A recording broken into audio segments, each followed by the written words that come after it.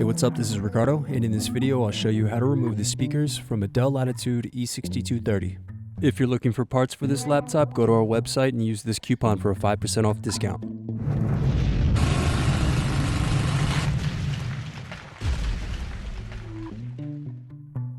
Slide tabs out to unlock and remove battery. Press in and remove SD card. Press in and remove express card. Now unscrew and remove base cover. Then unscrew and disconnect speakers.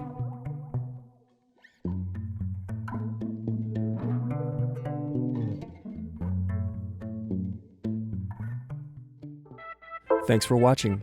Don't forget to like and subscribe if you enjoyed this video. And if you need more, check out this playlist to watch other tutorials for your laptop. You can also click here to find parts for your laptop at partspeople.com.